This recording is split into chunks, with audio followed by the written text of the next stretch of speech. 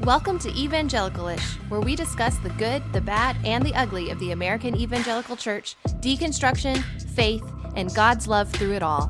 Join us for these episodes live on our Evangelical-ish YouTube page on Wednesdays at 9 p.m. Eastern, 8 Central, and 6 o'clock Pacific. Let's journey together.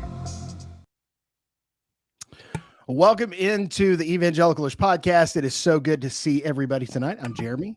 And I'm April. And there is no Paul this evening. Paul is taking some time to rest and relax. Well-deserved time for him. He needs some time, and so we're just glad to give him a night off. We have a really great guest tonight as well, so excited about that. But anyway, all right. I mean, I'm pretty pumped tonight. I don't know about you, April. Yeah, I am excited. You and I are both having children problems. I think my child just stopped screaming. So oh, good. Okay. We'll That see. makes one of us. I might. She should be asleep. I might have to bounce out here in a second, but we are here. It's a great night. We've got an awesome guest. Yes. We're going to be in Nashville in just a few weeks, October 1st on Saturday. I don't know if you can hear her screaming in the background. Oh my gosh, that's so embarrassing. It's not. I feel like it's such a bad mom. I was like, Mommy's got a show. Yeah, Like, Mommy has to do the interwebs there's today. people there. Okay. Yes, I totally get that. But just to put your mind at ease, okay? Like, you know, I've had those same issues previously. It's totally cool. Like this just makes it real. And so, you know, we were telling our guest beforehand, you know, this is something that like really rarely ever happens to like where it's just like all of us having different things all going on at one time. I think it just brings some humanity into it, and it's endearing. I'm going to say it's endearing. So you know what, April, we're parents, we're people just trying to make it. So yeah, we'll go with endearing. I appreciate that. So before we bring George on, I do have a cool announcement that next week we are having someone that our 90s child little hearts are dying a little bit on the inside, but we're going to play it cool. We're going to play it cool. But DC Talk's own Kevin Max is going to be on Evangelical-ish next Wednesday, which is September 14th. So if you listen on the podcast, it might be a good week to come in for the live so you can join the chat. Yeah. So if you have ever wondered why DC Talk broke up, no, I don't know. We probably can't. I know. There's probably like off-topic things, so let's not spook him. Yeah. Shh, don't scare him away. Everyone play it cool. Yeah, that's right. You people in the chat, be nice. Anyway, hey, tonight we're super excited to have our guest George Azar, who is an author. His recent book is a memoir of his closeted evangelical walk as a pastor. It's called My Gay Church Days, and so we're super excited to chat with him about that. But yes, Kevin Max Smith will be here next week. The one and only. Okay, without further ado, I'm going to bring our guest out, George, so he can tell us a little bit about his story because I'm really excited to hear about it. So welcome, George Azar. Hello, everyone. Oh, so awesome to be here. Yes. Okay, I love you both. I'm going to get back into this conversation soon. I'm going to take care of my screaming child. I love that so much. I love that. Thanks, April.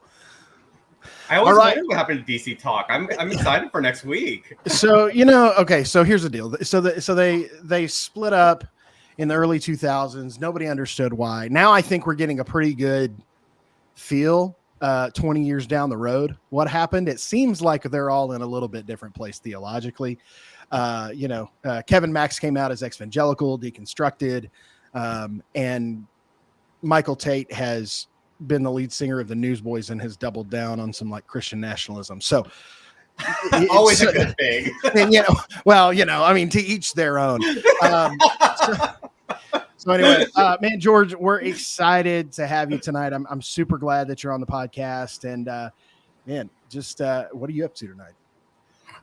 Yeah, I'm just so excited to be interviewed. I've, been looking forward to this. I see Dennis is on there. Hi, Dennis. Yeah, I got my pup here, and I'm just ready to go, caffeinated and ready to tell my story. So the question of the day is, what is the caffeine of choice then? Like if you're a caffeine snob like the rest of us, it seems like what is your thing? Cold brew all the way, black. It has to be black. I don't like anything in it, like craft coffee. I'm in Los Angeles. It's like the capital of craft. Well, sorry, Seattle, but we have a lot of craft coffee. Seattle has entered the chat. Right. Yeah, no, a great place to really, I mean, golly, what a food town anyway, though, right? I mean, golly. Everything. And it's actually where I discovered myself. It was such a, it's funny because LA is known as like a creative's playground. I'm an accountant by trade, so that part of it was kind of, mute, but being able to come to LA was definitely, my creative side was exploring my sexuality. I love that. So kind of give us the background to what, I think the punchline is, obviously today you've walked away from the faith. You're not pastoring anymore. But there's a lot that leads to that punchline. So I don't think we're burying the lead in that sense, because I think the story is more interesting probably than the landing place, right?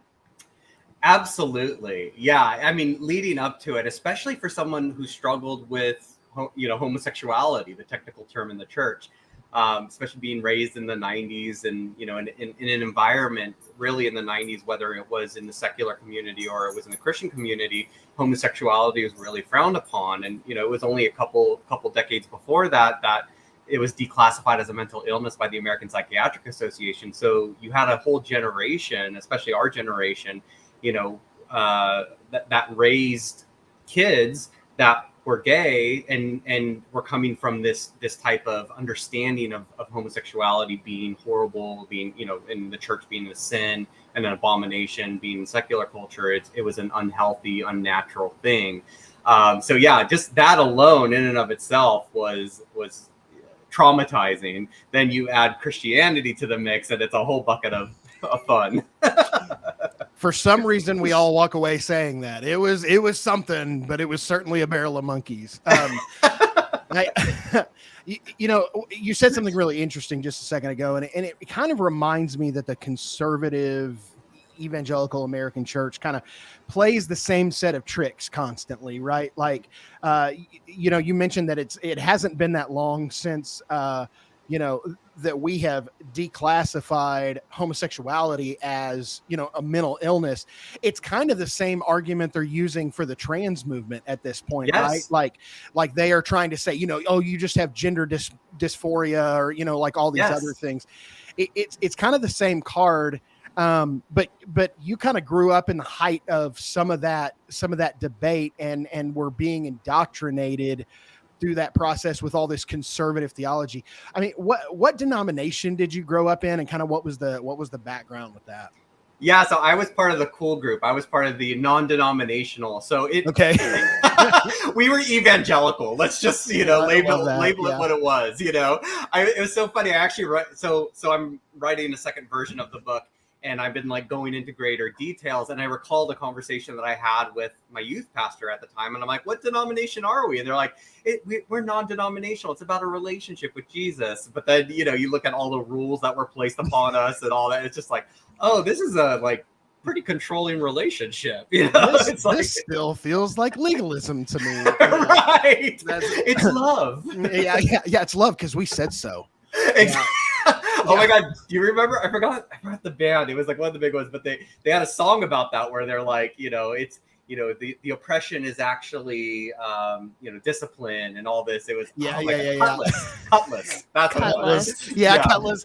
So April, welcome back, by the way. You. I hope your child has quit screaming because your TikTok child is going to now start screaming about all the horrible takes you had on Twitter this week, talking about Christian bands. Cutlass was one of them, but your take on Third Day still gets to me. But oh yeah, no, people were loving that. A lot of people agreed with me. I don't know if you saw the number of retweets. I said that Third Day was the Christian Nickelback. Yes. Oh my God. George. I mean, See, George. George is with me. yes. We were getting along, and then I remember when we were friends at 8-11. Right. Central I'm so Time. sorry. It just went down from there. Yeah, I remember that time. It was a good 10 minutes. It was we so had a good. we were Yeah, solid. it's not you, it's me. So, man, no, it was, that was, yes, I saw you got retweets. Congratulations. But, I said what I said too. So, but yeah, I think that's interesting. And that's kind of something that poured out of the evangelical movement, right? Was like they tried to like repackage it and put a nicer bow on it. A lot of these church plants that were coming out as we're non-denominational, like the pastor had a tattoo or something like that. And it was like, oh shit, but it was still very controlling. Right. And Leviticus is reserved for the gays. Right. So kind of, I was just having this conversation with, my worship pastor at the church that we're launching, and she was explaining kind of the moment when she realized, all of my church friends were looking at boys and I was looking at my friends, kind of thing, like that moment when she realized her sexuality was different. Where was that place for you when you were like, what I'm feeling doesn't match with my peers in this place or the things that they're telling me? Yeah, great question. So interestingly enough, it wasn't until puberty till things really like caught on fire. I became flaming, if you will. But prior to that, I remember going to the grocery store with my mom. I think it was like 10 or 11, and seeing the Muscle magazines. That's when like Muscle magazine was like the latest thing or whatever. And I was just infatuated by the men on the covers, and it was one of those things that like. So my brother is also gay, and he's older than me. He came out at a much younger rate that I did, so he kind of like set the path for me in a sense. And so when I saw that he came out, and and I knew I had gay feelings, I saw what happened to him in the sense that my parents put him in secular therapy, because again, it was coming from that whole mindset that it was an unnatural belief, or it was an unnatural feeling, all of that. And so I wanted to disassociate from it. So it was very much like, my younger years, then puberty hit. And then that's when literally like shit hit the fan for me. It was just like, I was like looking at gay porn. I was like, same, like, like I was always hanging out with the girls because I felt uncomfortable with the boys because I was attracted to some of them. So yeah, it was just like this like smorgasbord of like a whole lot of feels. So when did you start going to when did you get involved in evangelical churches? Yeah, so funny enough, I was a young Republican, and weren't we all? Right. Welcome to the crowd. This is our group therapy, if you will. Exactly. Podcasting group therapy. I love it. Yeah, it really is. Yeah. But yeah, I was like, my dad was a very emotionally detached person. The only thing that he really found passion was either politics or sports, and I only like sports for the spandex. And so it was like, all right, I'm gonna try. I tell you what, I really like that Greco-Roman wrestling. That is some really interesting stuff.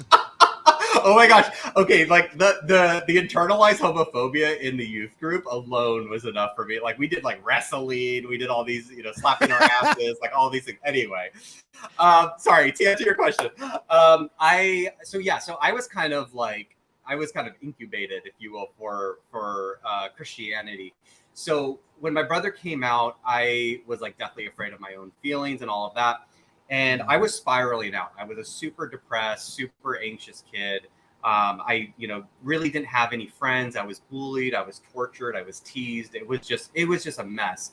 And then once I started to be labeled as gay, that for me it made it even worse. And so I was actually introduced to Christianity. I was working with a girl at Coldstone at the time. It was my freshman year, going into my sophomore year of high school. And I kind of embarrassed her in front of this guy that she was into and stuff. So the next day I was actually working with her, and I went back to the office, and I was like, I'm so sorry I did that to you. And she forgave me. And it actually was like a curveball. I was like, wait, what? Like, I would not talk to me ever again if someone had done that to me, or if I did that to, anyway. And for some reason, I said to her, I was like, there's just something missing in my life. And she said, Jesus. And that was like, wait, what? Like, my only introduction to Jesus at that point was my grandma. She was an Episcopalian. She had Jesus everywhere, all over her house. And, it was a tradition. And so anyway, she invited me to youth group. And a couple times after visiting the youth group, I ended up giving my life to the Lord. And then I was introduced to the idea that homosexuality was a sin. And it just kind of like doubled down for me, where it was like, okay, cool. They have a cure for my deepest, darkest sin. So yeah, they kind of hooked me from a young age. Wow. Yeah. So how was that for you? Like, did you tell anybody that you had, what would the phrase have been, like, struggled with homosexuality? Like, or did you just kind of keep Struggle it? with same-sex attraction. Yeah, same-sex attraction. Yep. Yeah. It's funny because I learned the term same-sex attraction when I started going to Exodus conferences, and that's where like I was like, oh, I could detach from being gay. But yeah, it was back then. It was like, I was deathly afraid. I didn't tell anybody. It was one of those things that like I knew that like people knew about my gay brother, and we would pray for him and all that. But when it came to me, like I remember actually.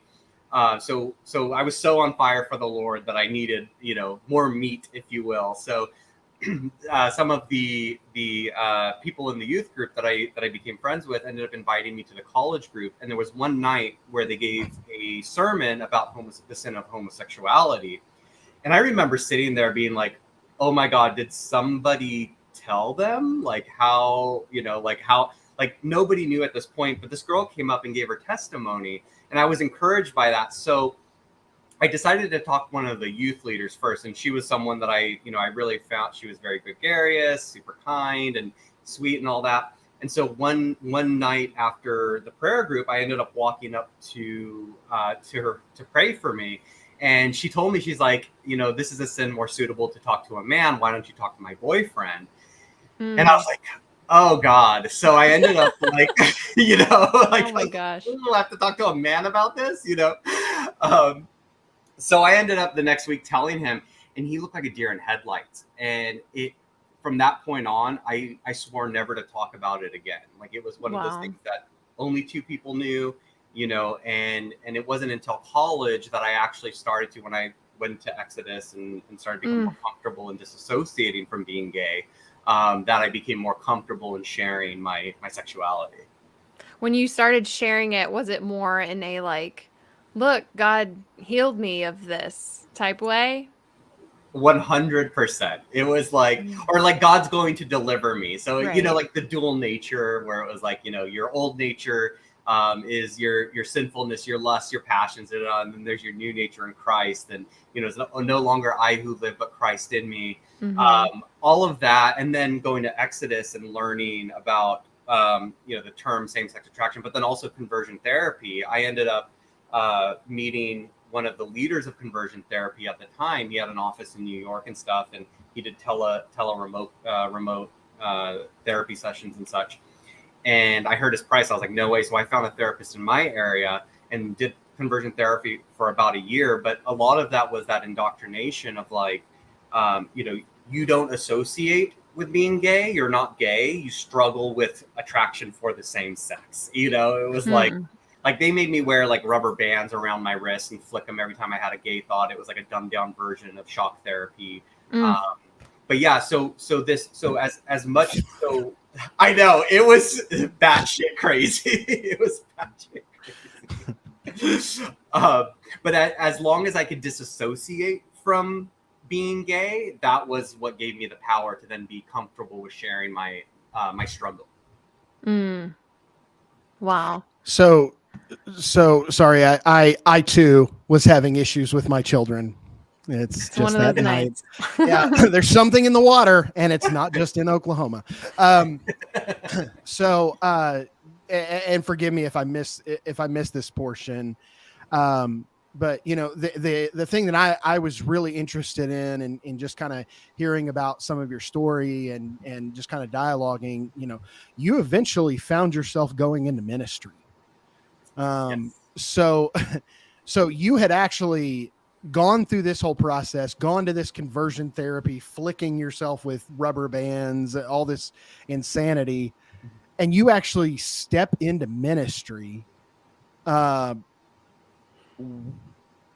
was it just the indoctrination was so deep, or you were just trying to like layer up as much like cover up as you could, or you know, kind of what was that mindset?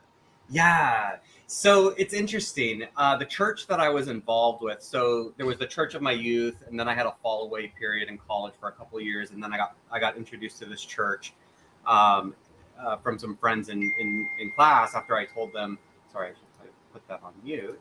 Um, you know, after I had told them that I was, you know, looking, I hadn't found a church yet and all that. So this church was like, it was very controlling, like regardless of whatever you identified with. Like I remember when I was asked, you know, or like, so as I started to attend more and such, I, you know, decided I wanted to serve.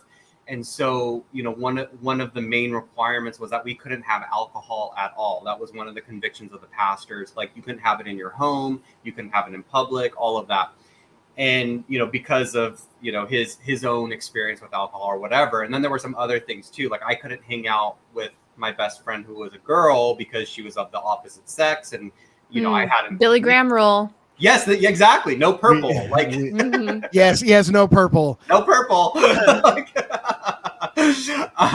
I did get reprimanded really bad one year. It was my last year that I took students to Falls Creek, and anybody who's like SBC or Oklahoma based like is very familiar with the, you know, the mecca that is Falls Creek. I got in huge trouble one year because in the student packet I handed out, I was like hinting at the fact that I was affirming, right? Yeah. Like, but just not, you know, cause like I couldn't say that because I was in the SBC.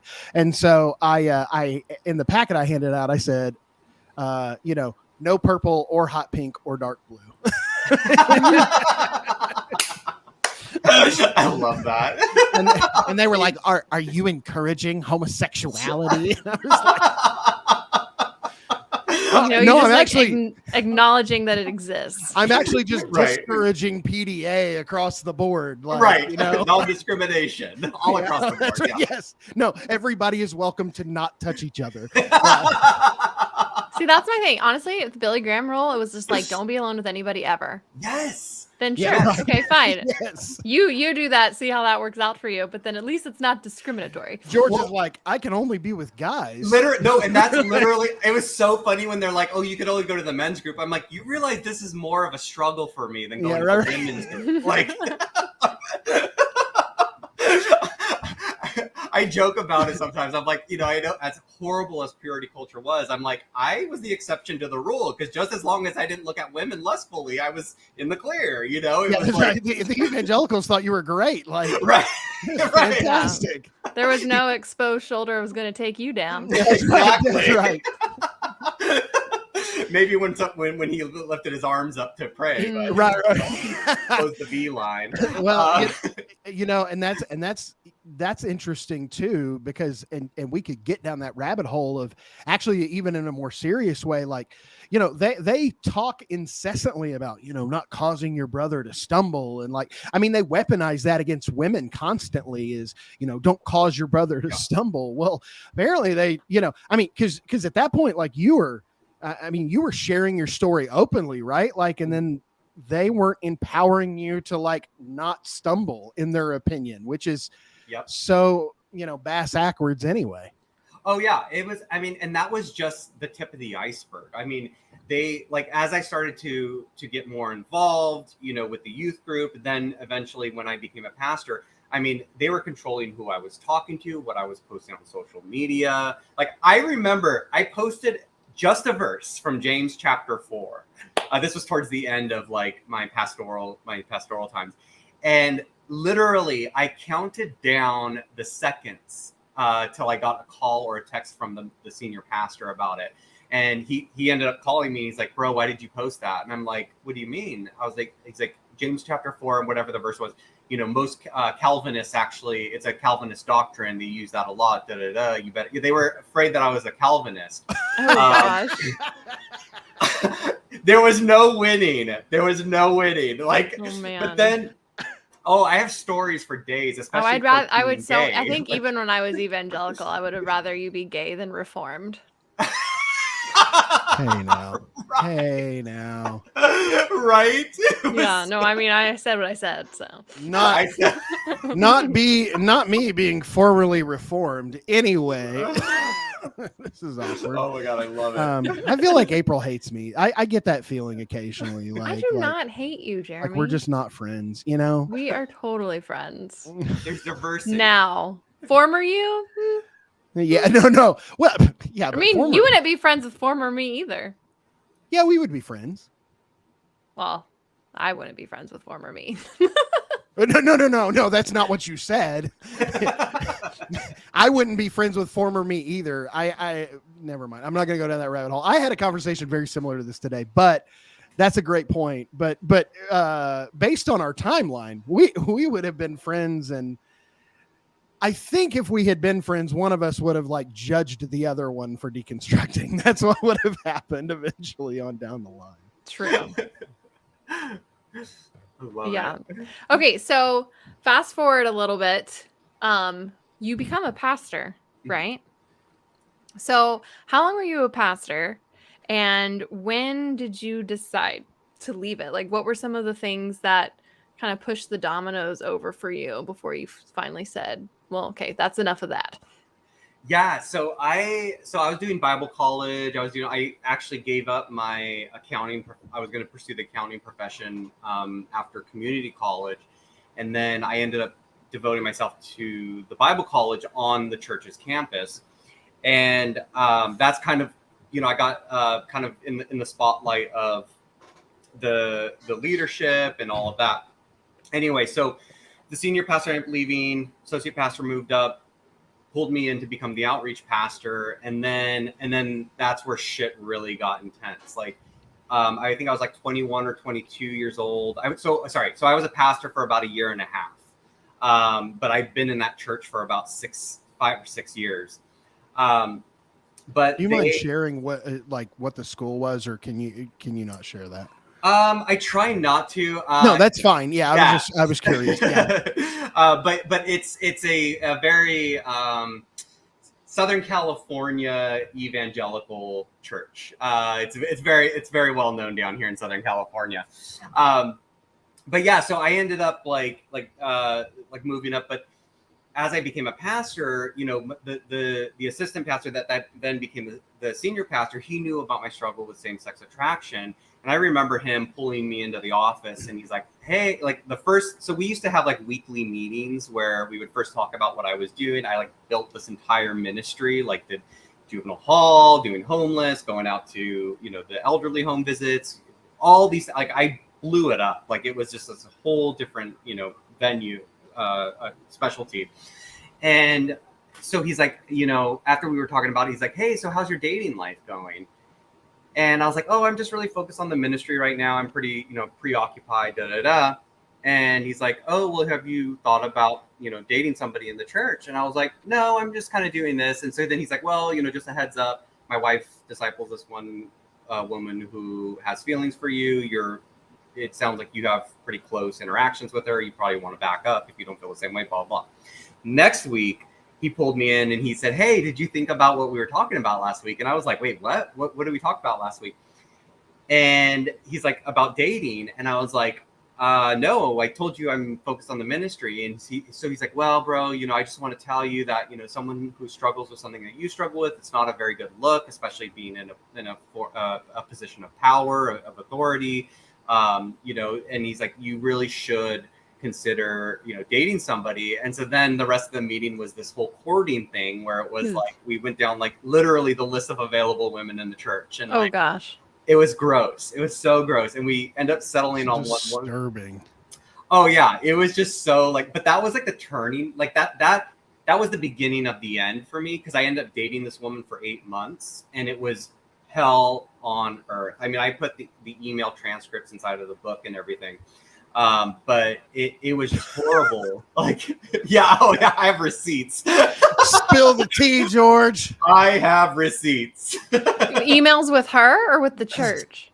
With her, with the church, like I was Oh, emailing gosh. the pastor, like being like, I don't know what I'm doing here. This is crazy. I would have like these meetings with him. Like our whole meetings would be consumed with like, and so he would like, he's like, oh, you're like Abraham with Isaac. You know, you're. This, Oh my gosh. this is no joke. He's like, this is your trust. You know, as far as you can go. And at the last minute, God's going to show you that you know God's gonna provide. Yes. Somebody else. The attraction Yeah, lamb will appear. It was like the side lamb. God's gonna provide the side lamb. Exactly, Yeah, exactly. The replacement. That's so wild. Yeah, so that went on for 8 months, and that's when like things started to kind of chip away with me because that among them monitoring, you know, who I was hanging out with, like I was like super alone, especially after the failed relationship with that woman, because people started to, you know, form alliances around her. The then assistant pastor was coming after me. It was just, it was catty. It literally was like Real Housewives. Like it was just so, you know, and so I started to kind of get isolated and, sorry, my pup wants to say hi. It's the night for the kids to be crazy. It's exactly. I'm glad she's not barking, actually. So then I started becoming more isolated, and they just kept putting on all these rules on me: the monitoring of my social media, the monitoring of who I was hanging out with, you know, like home checks, like all these random home checks, like making sure, like, you know, that I didn't have alcohol there. Like it was intrusive. Oh but my gosh. Yeah, but the final thing, it's so funny because people are like, oh, because you're gay, you left. It actually wasn't surrounded around being gay at all. It actually had to do with my education. I was taking their Bible college class and it wasn't accredited, and I really wanted an accredited degree. So long story short, talked to the pastor about it. He begrudgingly agreed because he knew that it was the final straw for me. So I like spent months looking for a new school. Like I looked at Moody's, I looked at Masters, I looked at Biola, and the agreement was that I would run them by him for his approval. He shot down every single one of them until I came across Liberty, and that's where like Liberty University, Jerry Falwell, good old boys club, like. Yep. Doctrinally it aligned with everything. I could do it online. I wouldn't have to leave my pastoral duties. So I ran it by him, and he's like, yeah, this sounds, you know, biblically sound and stuff. The next day I got an email from him, and I put that in the book too, but it was like, you know, just be careful. You know, he wasn't wrong. He's like, Jerry Falwell was a good old boy, blah, blah, blah, all that.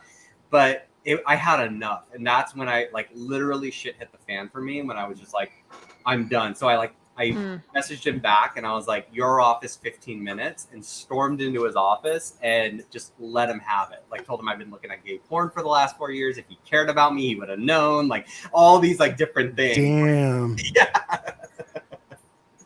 Yeah. Shit. Sorry. Jenny asked, did I change my, did I change my faith to fit what Jesus, here it is. Did you think you stayed with the church to fix yourself, or because of the message of Jesus? And absolutely. Like it talks about the unconditional nature of Jesus, and it's like, no, there's certain rules that you have to fit in order to belong into that. Well, you know, and if we sat here and we gave ourselves an hour to talk about all the things that Jesus said about homosexuality, we would have an hour left. Yeah. So yeah, we'd be done. Yeah. I mean, we would really need to like talk about some other things, right? But like, I mean, you know, that is wild to me, and just like the sheer like, that is a cult. That is absolutely 100% a cult. Just, you know, overlording every little tiny piece of your existence, and so. Let me ask this question. In your opinion, and I know there's probably still more story to tell, but I just have to ask this. Is Jesus still cool in your opinion, or kind of how are you with with that idea? Great question. I have two of my best friends are still actually, committed to the Lord. They're, followers of Christ, but they are like the most beautiful examples of the faith because they're non-judgmental, they're affirming, they love me for me. So my thing isn't with Jesus. I think Jesus is a pretty cool guy. I think that he was an elevated being. It's so funny. I don't know. Do either of you watch The Orville? No, I know what it is. I haven't watched it. Seth MacFarlane's on. Anyway, there's Yes. an episode in there where like it's pretty much it's in season 1. It's the last episode. It's called Mad Idolatry, and and one of them comes to an undeveloped world, and she ends up healing somebody, and then they make her the god, and it's just like this progression, and I guess that's kind of where my view of Jesus is, where it's like he was on a higher frequency than the people that were interpreting what he was saying. They like all of us, in storytelling, we look at it, the history of religion, like stories are passed down, traditions, and it identifies the culture of the group and such. I think what happened with Jesus was that people saw saw this guy on a higher level and had information that they were not yet ready to process. And then they turned him into a god, and they turned him into a being. So that's kind of my take on it. I'm more of a humanist now. I consider myself spiritual, but I love astronomy. Like that's kind of how I get lost in the ethers and the cosmos and such. But yeah, Jesus to me, I think is a pretty awesome guy. But again, I think what's written about him in the first 4 books of the New Testament is somebody's interpretation of what he said. Well, I think that's fair because it was written decades, a century after or more. After Jesus died. Yeah, no, and I think absolutely. I have utter respect for the people in my world that hold that exact same view or hold a view identical to it. And as a matter of fact, even from where I stand in my worldview, I have zero issues with that whatsoever. And that's the reason I think that it's beautiful that each one of us can have a unique faith journey, or for some people a lack of faith journey, whatever it is. We can all kind of carry out that unique and uncharted area for ourselves.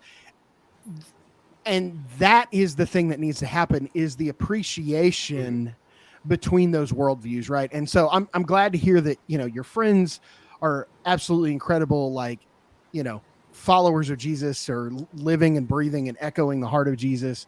But I love what you're sharing about your journey as well. And I think there's just something beautiful in all of that. Oh, thank you. Yeah. And it's interesting because, I've always had an attraction towards spirituality. Like even before the church, I write about it too in the book, where I had these experiences where I had outer body experiences where I was levitating above my body. And at that time it was very comforting because I was living in a body of pain and hurt.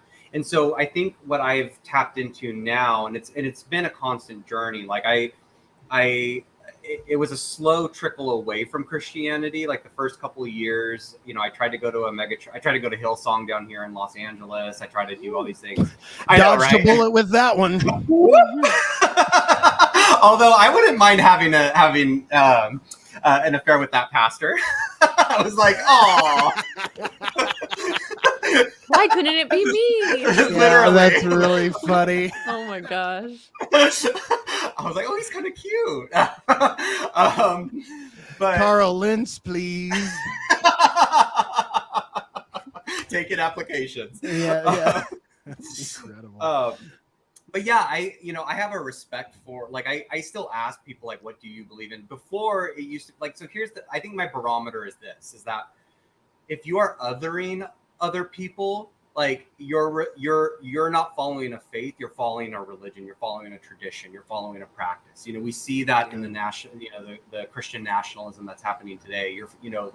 There's nothing Christ-like about that mentality that you would condemn somebody, that you would strip away their basic human rights, even though you may, like, that's the thing. I don't want you, like, I don't care if you agree with my lifestyle or not. I don't agree with your lifestyle, but I want to give you the freedom to be able to practice your lifestyle, to have your lifestyle, That's what they don't understand, where it's like, taking away gay rights and all that. Okay, fine. Let's take away the First Amendment, and let's see how that comes over, like don't you can still support me and as a human being having decency, having basic human rights, and I could do the same for you. But when you do this shit and you prevent women from being able to choose to do with their body, when you say that people can't marry, like if you want traditional marriage, then you have to take marriage away from Jewish people. You have to take it away from Muslims. You have to take, it's like, but yeah, that's 1,000% right. And then what is biblical marriage anyway? Right. I mean, look at the context of scripture. We don't see through probably the entire thing, this very one man, one woman, eternal bliss. We don't see it anywhere in there. Yeah. And lots of polygamy though. Tons of polygamy. And actually, when you look at God's anger towards David and the story, or that whole parable or whatever, a lot of people take that literally, a lot of people don't. But when you look at that story of David, God's anger, as scripture kind of leans in, and as we can see, God's anger is more that he had her husband killed than it is the fact that he was with multiple women, right? So when they talk about biblical marriage, I'm like, okay, cool, but what do you mean? Right. I can picture a conversation between modern day evangelicals and King David. Yeah. Maybe when we get to heaven, and they'll be King David will be hey, here's my many, many wives. And no, that's wrong. Wives. The Bible says marriage is between one man and one woman. Right. And David's Lord said. I'm literally in the Bible. It doesn't get more biblical than my marriage. Yeah, David's David. Yeah. The trumper's God said one man, one woman. And then David's oh, I'm going to let you think about that while I go spend the evening with my concubines. Right. Right. And that has been my disconnect. Yeah. I think that was the first brick for me in my process of becoming affirming, was that the Bible can't even define what biblical marriage means. Right. So what is that even? That tells me nothing. When you throw the phrase biblical, I saw a pastor yesterday who was the death penalty is biblical. Oh, And I was my thing was you know what, bro? Actually, you're right. It is. It's biblical, but it's not Jesus. The problem is it's not Jesus. And they're following this legalism, these laws, this very narrow mindset. And so much of that stuff had nothing to do with our modern time. We're taking ancient writings well out of context. Oh, yeah. Is the problem. Oh, and I love when people throw Leviticus 18 at me, because I'm well, let's talk about women and their periods. Yeah. Does your wife sleep in your house when she's on her lady time? Right. I also love Deuteronomy. It's if two men are quarreling and a wife or a woman accidentally touches one of their penises, she must chop off her hand. What kind of weird thing is that? What happened there that made someone write that down? Right. That woman touched my penis while I was fighting this man. She touched my dick. She touched my. We need a rule for that. Well, somebody write this down. Well, isn't it more biblical to say that, if your left hand causes you to stumble, cut it off? It's well, that's more Jesus. That's actually Jesus. Or gouge your eye out. Gouge your eye out. If you're lusting, right? By all means. Yeah. If you continue to show up to public places and want to shame women for what they are wearing, how about Jesus said, right? Gouge that eye out, big dog. Exactly. Saying all these reformed literalists that are oh, I take the Bible at God's literal word. I'm listen, you have both your eyes, so I know right off the bat, you man, that you're not following God's word. Have you ever looked at porn? Oh boy, you should be missing both your eyes. Yeah, and a hand. And a hand, yeah. Probably both. Maybe both. Yeah, and I don't see a lot of handless, eyeless men walking around. Speaking of Seth MacFarlane, that always reminds me of that Family Guy episode. It's stranger in the heat. Oh my gosh, there's an episode where he does the Bible stories. Yeah. Oh my God, that one is my favorite. It's love so that good. one. I love that show. Okay, let's go to a mid-roll real quick. It's like more of a late mid-roll, but and then Yes, a last minute roll, if you will. yes, we'll be right back. Evangelical-ish.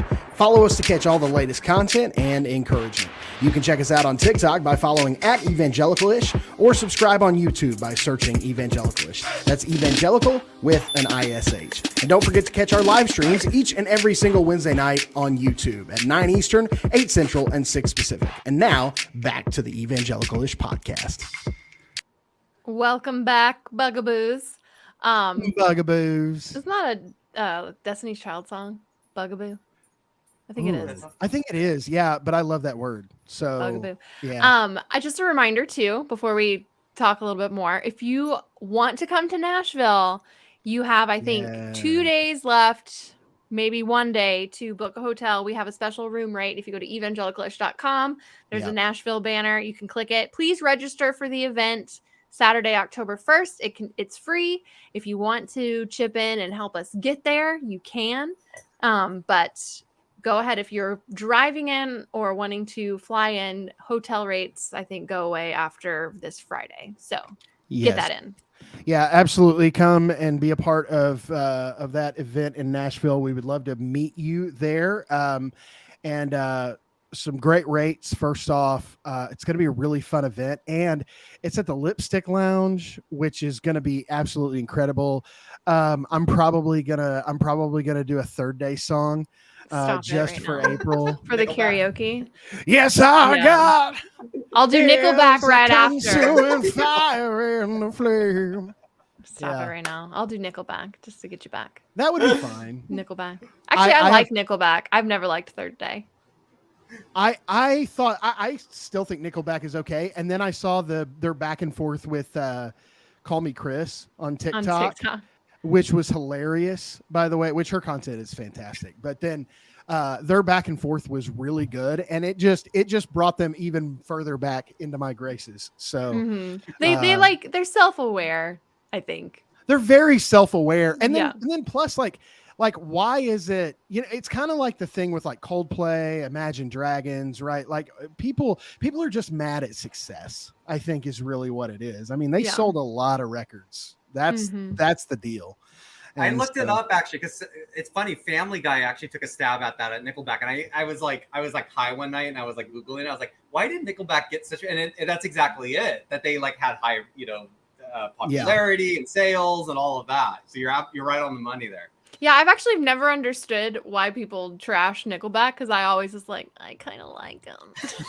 Look at this photograph. Yeah, no, they define that entire genre as dad rock now. Dad rock. Yeah. But was it dad rock when we were listening to it? No. Of course we weren't dads then. Like we were angsty teenagers. I see. But like, now that whole genre of bands, Puddle of Mud, Three Doors Down, all of those bands. But Three Doors Down is my favorite. But I love Three Doors Down.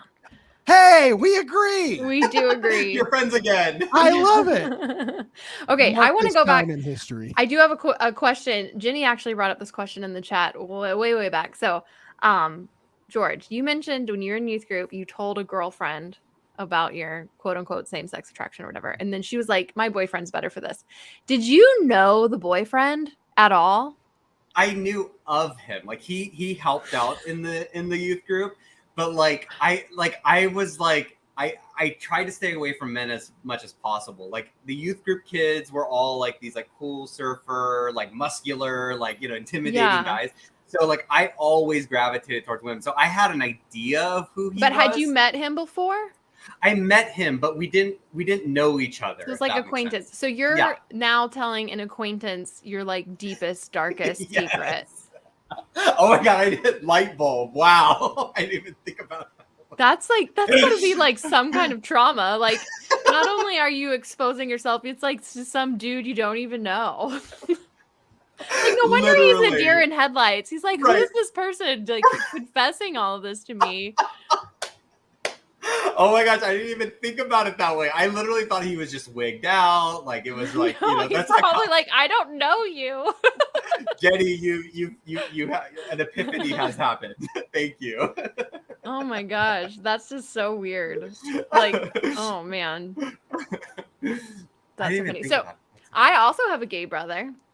Oh, nice. Yeah, Oh, like I used to be like, it's so funny how we've changed. I think he's in the chat. He was watching earlier. His name's Andrew, but I've talked about him on the show many times. But when he first came out, we were all still very evangelical, and he kind of went the route you did. He never had to go to conversion therapy, but he was like side B celibate okay. for a while. So, but when oh shoot, what was I just saying? I lost my train of Gay thought. brother. Andrew, my gay brother. Yes. Oh, what I was gonna say is when I used to talk about him, I would almost have to confess it because I was like a worship leader in this big evangelical church, and it was like, oh, it almost was like a mark on the family. We have a gay. Yes. You know, it's like my brother, like you don't have to whisper it, like it was a bad word. It's like, well, my brother's gay. And now I'm like, I have a gay brother and I love him and it's so cool. That. Like I almost wear like a badge of honor. Like I've got one of those. Oh, I love that. Yeah, it's true. There was so much like homophobia. Like you know, I remember like, so I don't remember if it was that sermon or if it was, oh, there's Andrew. Yeah, he was side B for like 5 months. Well, you didn't. I feel like it was longer than that. He was in the closet to us. I'm just kidding. Go ahead, continue. But yeah, the associations with pedophilia and bestiality were a thing, you know, and actually what's funny, when I was telling that guy, we went into the children's ministry area. Like it was like, and I was like standing there, I'm like, oh my God, like he's going to think I'm a child molester or I'm, you know, or, you know, whatever it was like, and you know, I don't want to like talk bad about people who do actually struggle with that. It's, you know, but when you have those associations, when you say like, you know, they believe that it's the gateway, it's the way to, you know, deplorable sins and all these things.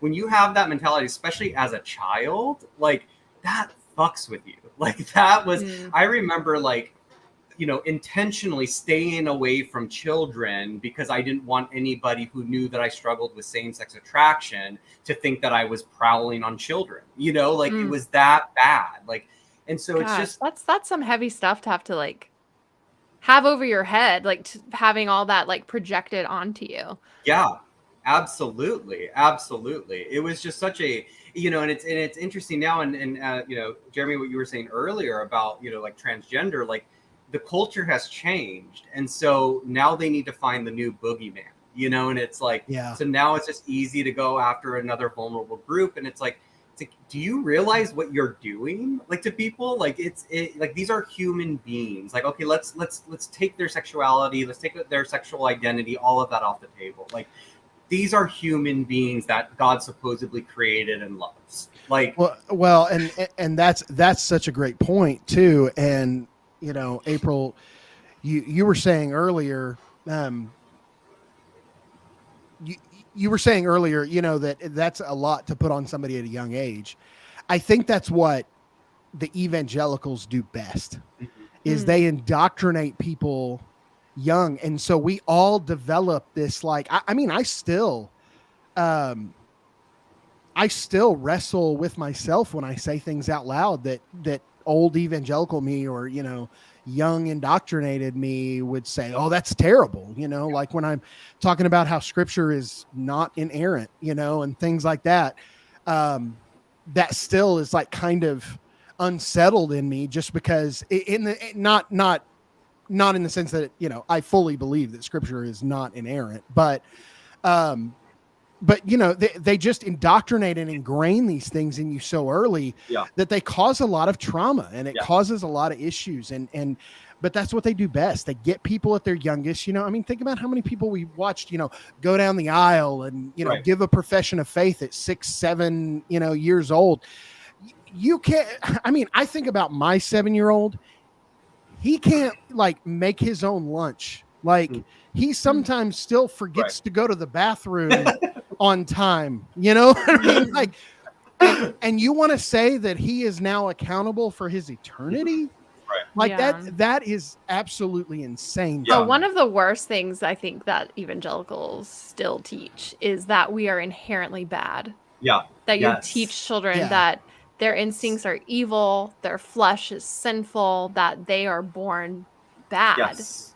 Like that's just so traumatizing. Like if you have a thought, you're suddenly second guessing your own natural instincts, which are built in to protect you from Yeah. abuse and from people that would harm you and from people indoctrinating you. But you're taught to turn that off because it's bad. It's Satan. You know what's so funny is that I'm getting into like the public speaking realm and stuff, and I actually devoted a whole speech to that whole concept of like, you're a dirty, rotten sinner. Like if you're telling kids this at a very young age, like that's child abuse. Like when we think child abuse, we think physical. It's like, no, there's also emotional harm that's done, and it's like like how is that okay in any context to tell a child that they're desperately wicked, they can't trust what they're feeling, they have to interpret everything through the scriptures. And Bible inerrancy, like it just became a thing in the late 19th century. Like Yes. This isn't something, so it's like you look at the epistles, like so it's like American made.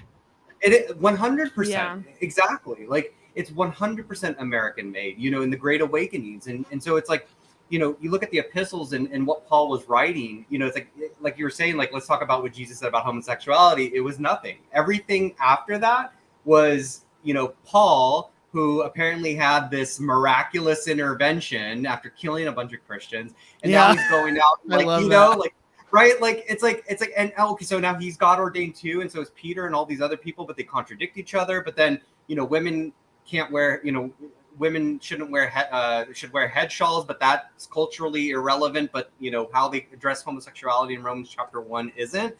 Mind blown. Like I just like the loops and bounds that Christians go through these days, evangelicals go through to hold together their faith. Like it's so much cognitive dissonance. I mean, just that we're taught we are all made in God's image, but God is a dude.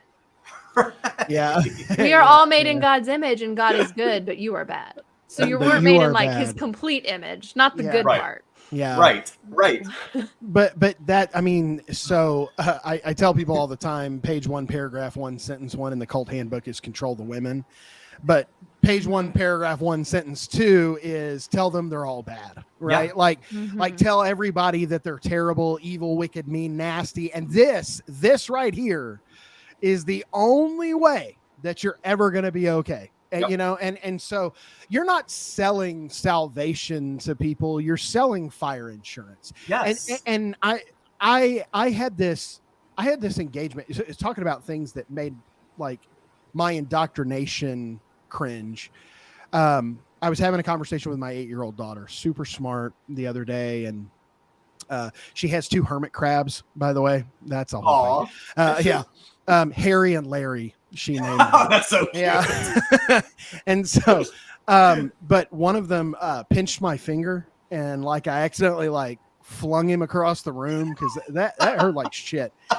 And so after we finally calmed the situation down, she was joking about it, and she was like, "Don't let him pinch you again, Dad." And I was like, "Oh, not today, Satan," like that.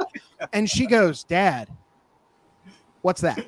And I said, what are you talking about? And she goes, "I don't know that name." And I said, "What name?" And she goes, "Who is Satan?" It's a rice dish. Yeah. And I was like, so like that indoctrination that is so like evident all the time that I'm still trying to like get out. Like my immediate thing was like, oh my God, my child doesn't know who the enemy is, like that's like that. Yeah. But then it was like, no, like how awesome is it that my child doesn't walk around the way I did, scared to death that Satan was trying to catch me at every corner and get me to stumble and, rebel against a good and mighty God, or whatever. Yeah. It's just like the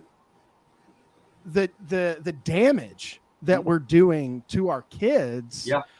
And then later on, the rest of us, here we are deconstructing and figuring out new faith journeys and all this kind of stuff. I mean, it is a dumpster fire.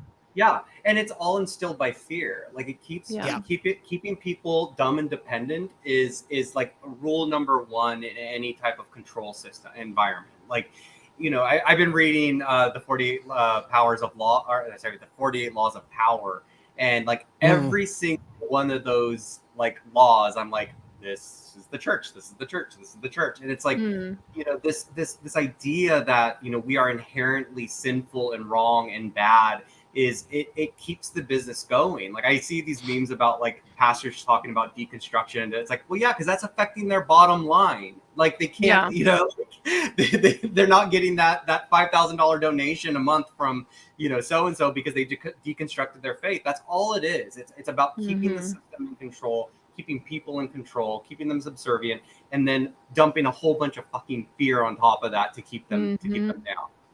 Yes. Here's to a generation of kids.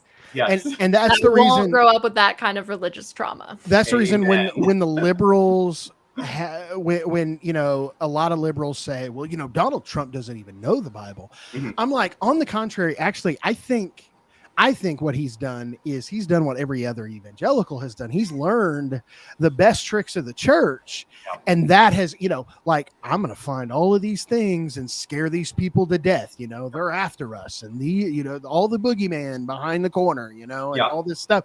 And it's like he has taken a page straight out of the American evangelical playbook. Well, he knows all the buzzwords and like just enough biblical, like, scripture sprinkle, but that's them too, right? Like, but I think all it does is just prove to anyone that isn't just completely in the echo chamber anymore how biblically illiterate evangelicals are. Yeah, like they know they're like 1,000%. one interpretation, and it's full of holes. Yeah, like you pull that string, it all unravels. But it's like, I remember a post. I posted something. I was like something about a translation, and this guy like said NASB is the only translation or whatever, and I'm like, wow, you missed the mark. Like your Bible is literally a version of a Bible. Like that is literally yeah. I love how they argue, and it's mostly the Theo bros, the Reformed guys who all use the ESV, by the way. And they all argue for inerrancy, but then like I go, well, do you occasionally use the King James? So like we need to compare and and it's like there are literal verses that like even these scholars who are writing these translations can't agree on. So like literally in the ESV, there are verses that are in other translations that are footnoted at the bottom because it's like, well, we don't believe these were in the oldest manuscripts, or whatever. And it's like, y'all can't even get inerrant, like in your own, like, version of scripture. Right. Yeah. and so, go ahead. Sorry. No. I was just ranting. Go ahead, George. What's so interesting about that is that, sure, you probably had multiple copies of a same book. Like that doesn't mean that it's inerrant and that it's God ordained. Like show me where God ordained this Bible. Like show me anywhere. Like, well, and my favorite, they always seem to respond with, and to April's point, right? Like biblical illiteracy. Like I was reading a Twitter thread the other day, some back and forth about inerrancy. And, some guy was like, well, in the first chapter of John, it says in the beginning was the word.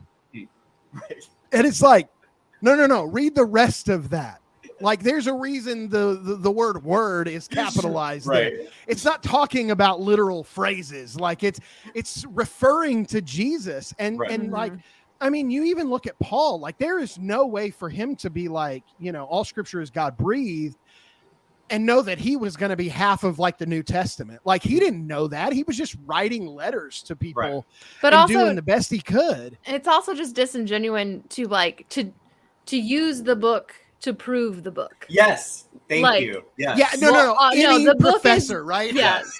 This is the book that is truth. Why? Because this book says so. Yeah, that's really good, April. Yeah, but that's the thing, right? Like you can't use the source to prove the source. Like you have to use something external from there. And that's the reason I still hold really fast to Jesus, because so many worldviews look at Jesus and go, okay, we may not believe he's a part of the triune God. We may not even believe he's a part of God at all. We may believe he's a prophet or just a really good dude, right? Like all of these different worldviews.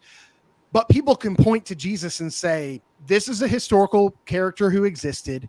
He said some really dope ass things, and we should mold our lives after.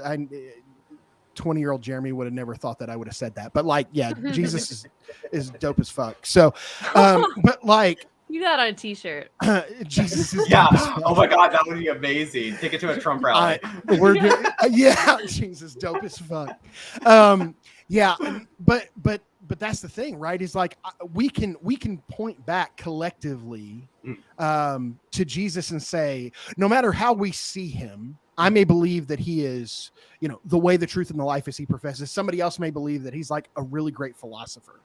But we can agree that these are fundamental truths that we should try to live by as people. And that, I think, is ultimately what advances us as a culture and makes us better people. And so, if you are, and that's the great point there, April, is if you are using the source to prove the source, you done fucked up. Like that. Yeah, that's where you work. missed. It does not work. But that's why people don't know how to fact check too. Yeah. No, but they do. But listen, they do, because they can do all their research on Facebook. On Facebook. Thank you. That's Yeah. Oh, this is like a total sidebar, and I know we got to go. But did y'all see that Newsmax segment of one of the main anchors? Newsmax is like worse than Fox News, right? It's like super conservative news channel. Yeah. And they did a segment sincerely of an easy way to remember all the reasons that they're mad, like to remember the important issues. It's like they're like, it's not Mar-a-Lago. It's not Mar-a-Lago. That's to get you distracted. What you really need to be mad of is this. And they pull up this acronym, and the acronym is WAG Joe, quote, chaos, end quote, Biden. WAG Joe Chaos Biden is the acronym for them to remember all of the things that they're mad at. And I'm serious, you can Google this and watch the whole thing. I did a TikTok on it. It's hilarious. And so I don't even remember. WAG stood for woke stuff. The W was woke stuff. The A was Afghanistan gas prices. Was WAG. I don't know what WAG means, but WAG. And then Joe was Justice Department oppresses enemies. Oh my God. I don't remember chaos at all. You'll just have to look it up. I will say they've done a pretty decent job having people remember this acronym, because here you are about halfway The funniest thing too, when the guy's reading it, you'll have to just go watch it. The anchor's like reading it. He's like, okay, let's get to the words. Let's start with WAG. And he literally has to wait for it to come up on the screen because he doesn't even know it. He's like, this is an easy way to remember all the important things. Can you guys slow the teleprompter down? Right. Oh yes, Hunter was the H in chaos. Hunter, something about his laptop. Yeah, this is. I know obscenity. I think obscenity was the O, and he was like, and this is what obscenity means. I'm surprised they spelled chaos right. Yeah. Also, chaos was in quotes. I don't know why. Oh my God. WAG Joe, chaos in quotes, Biden. These people. Remember, kids. God bless them. Did they get why you're mad? George, we don't know that they spelled it right. I have not seen it. Did they spell chaos with 3 Ks at the beginning? No, they should have. They did not, though. I feel like they might have.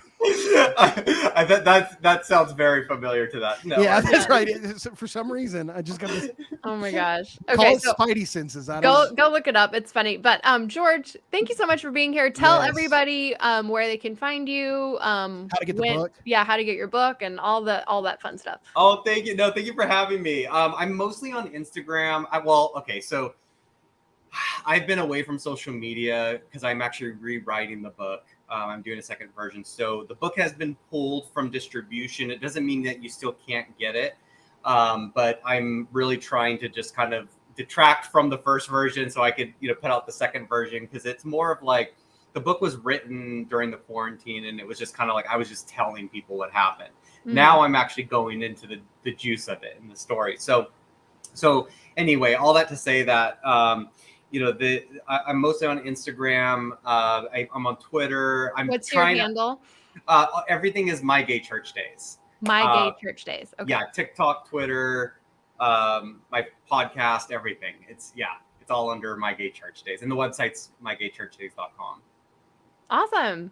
Yeah, well, very George cool. Azar, everyone go follow him, find his stuff, support him. We really appreciate you being here. And don't forget, guys, next week, Kevin Max is going to be here. And book your tickets for Nashville. Yeah, book your tickets for Nashville. It's super excited about next week. And I do have to give you a shout out, April. Like, Kevin Max is actually a fan of yours, which you should really be excited about. He does like my videos, I think, because he said so. He does like my videos. Yeah, that's pretty good. Yeah, but no, that was super exciting that he's agreed to come on. And so back to back, just incredible guests. And we're super thankful for that. But anyway, y'all have a wonderful week. For April and George, I'm Jeremy. See you then. Bye. Oh, I have to end this.